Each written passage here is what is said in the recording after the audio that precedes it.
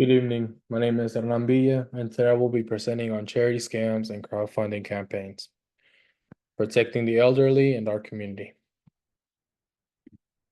So, to begin with, what are charity scams and crowdfunding campaigns?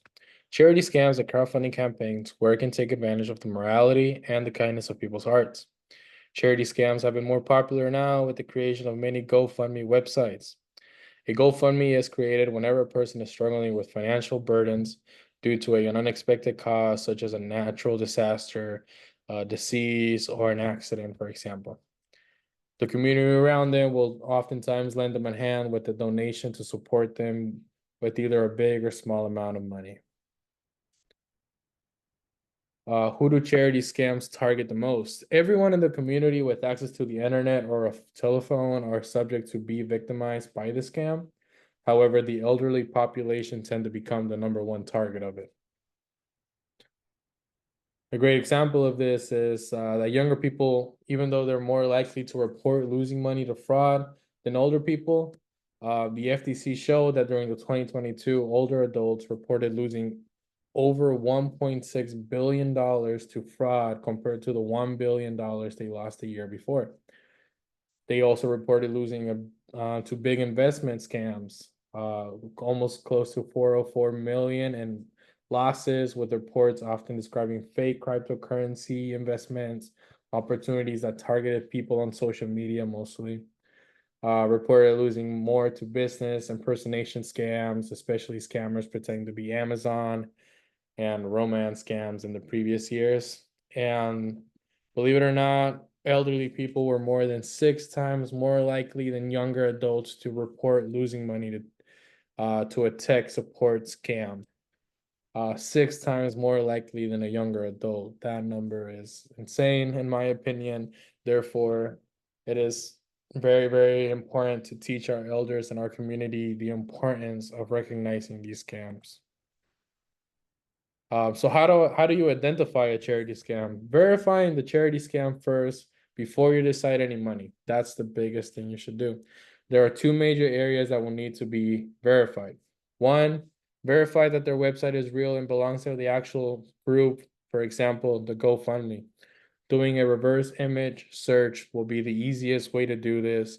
Also, just going directly into the GoFundMe site and searching up the donation or the person that made the donation site available in their main site will be the best option. And second, verify the number that they are calling from if this is a phone call. And remember, the most important thing about charities is that they don't usually call to request money. They just advertise themselves. They will call in, and the legit way will be calling in, letting them know they're going to be doing a charity drive on the church of 12th Avenue. If you would like to donate any food, charity scams don't usually will call in trying to get your 16-digit code from your Visa card or any of that sort. It's very important that you recognize that any request of personal information should be an automatic red flag and seen as a scam unless it's from a already verified person, such as your bank or the scam detection programs for your bank as well.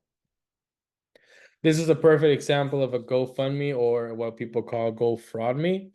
How to spot a fake fundraiser.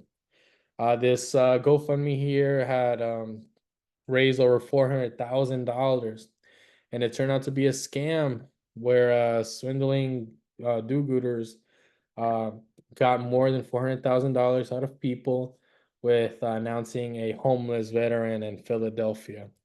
It turned out it to be a fake. All the money, thankfully, were returned to the righteous people that had donated towards this people. So the biggest question itself is, what do I do if I become a victim of a charity scam? Contact your bank and the authorities as soon as possible and turn off any transaction from your account off from your mobile bank, meaning that if you have a bank account, most likely you have a mobile app. And if you don't have the mobile app, feel free to go into your bank and be able to have some of the staff teach you how to download the app, enter your information. That way you can turn off your access into your account directly from the app. But in case you don't have access to that, make sure you contact your bank and the authorities as well to report the crime of the scam. And also, the most important question is, how do I get my money back? Well, the reality of the situation that it may take some time depending on the situation itself. You can receive some assistance from the anti-fraud department from your bank. And also, very important, make sure to verify their number. There has been many cases that there's an anti-fraud department calling from your bank from a number that does not belong from your bank. So also make sure you go into your bank's website, try to get that number and try to verify that number every single time you get a phone call from them or you call them yourself.